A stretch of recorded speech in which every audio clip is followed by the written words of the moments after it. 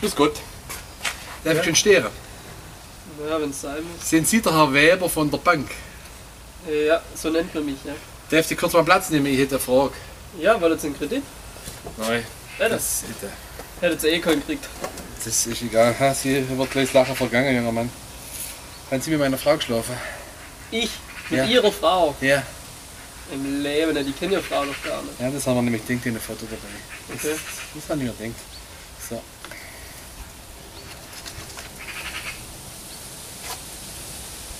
Alter Schwede, ist die Erinnert sie hässlich. sich? Ah, die ist ja Moment. bockhässlich. Oh, das tut uns aber auch Leute, das habe ich nicht wollen. Das war halt so ein Foto von meiner Tochter. Oh je, Jetzt, sie da, Armer. das, ja, Tut mir leid. gar nicht so viel. Das ist meine Frau. Das wollen sie mich eigentlich beleidigen. Die Wieso? ist ja noch 10-mal hässlicher Ja, und? als ihre Tochter.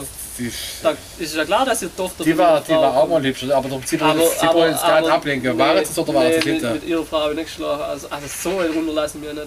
Also Sie sagen, Ich bin Banker. Sie und kennen da- die Frau also, auf dem Foto nicht. Nö, aber ich bin Und ja Sie auch hat eigentlich Banker mit- und ich habe Frauen, die weitaus Sind Sie jetzt bitte ruhig? Sind. Und haben Sie mit ihr geschlafen?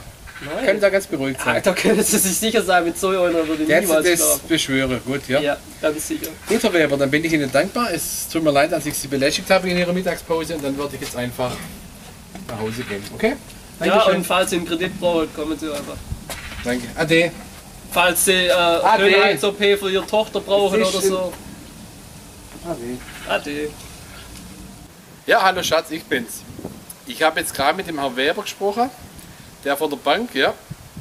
Ja, genau, und ich habe ihm dein Foto gezeigt und der hat dich auf gar keinen Fall wiedererkannt. Also, mit dem Banküberfall ist alles sauber gelaufen. Er hat geschworen, er würde dich nicht wiedererkennen. Von dem her brauchst du kein schlechtes Gewissen haben, du kannst wieder auf die Straße gehen. Ja, alles in Ordnung. Gut, ich dich auch. Super, tschüss.